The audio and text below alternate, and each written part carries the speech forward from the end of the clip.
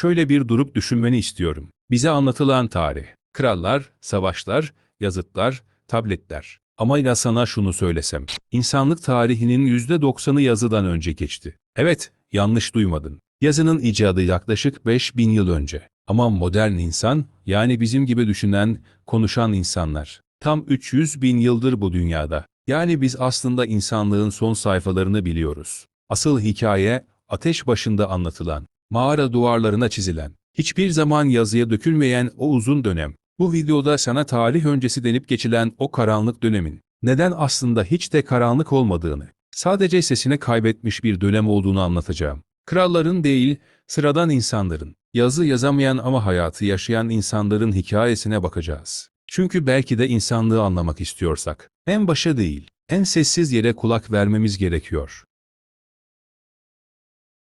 Bir düşün, okulda öğrendiğimiz tarih, krallar, savaşlar, imparatorluklar, yazıtlar, tabletler. Ama sana şunu söylesem ne dersin? İnsanlık tarihinin %90'ı bu anlattıklarımızdan önce yaşandı. Evet, bildiğimiz tarih aslında tarihin çok küçük bir kısmı. Çünkü tarih dediğimiz şey çoğu zaman yazıyla başlıyor. Ama insan, yazıdan çok ama çok önce vardı. Şimdi biraz geriye gidelim. Modern insan, yani yaklaşık 300 bin yıl önce ortaya çıktı. Yani bizler düşünen, alet yapan, konuşan, hayal kuran insanlar. 300 bin yıldır bu gezegendeyiz. Peki yazı ne zaman ortaya çıktı? Yaklaşık 5000 yıl önce. Sümerler çamur tabletlerin üzerine ilk işaretleri kazımaya başladığında. Şimdi durup şu hesabı yapalım. 300 bin yıl insan var. Ama bunun sadece 5000 yılı yazılı. Geri kalan 295 bin yıl ne oldu? İşte orası. Karanlık dediğimiz yer. Bu karanlık hiçbir şey yoktu anlamına gelmiyor.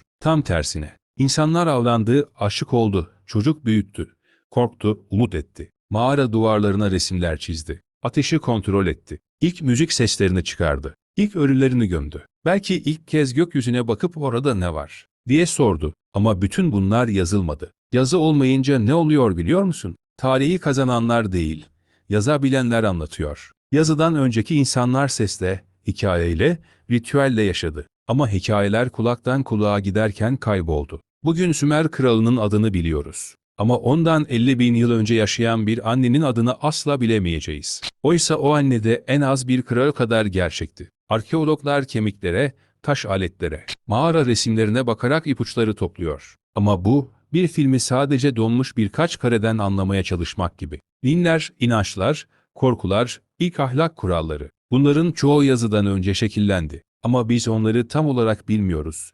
Sadece tahmin ediyoruz. İşte bu yüzden tarih kitapları aslında şunu anlatır. Yazının başladığı andan sonrası. Öncesi ise insanlığın en uzun, en sessiz ama belki de en önemli dönemi. Sonuç, şimdi bu bilgiye başka gözle bakalım. Bizler tarih dediğimiz şeyin sadece son %10'unu biliyoruz. Geri kalan %90, karanlıkta değil. Sadece sesini kaybetmiş durumda. Belki de insanlığın en saf hali, en doğal korkuları, en gerçek duyguları, o yazısız çağlarda yaşandı.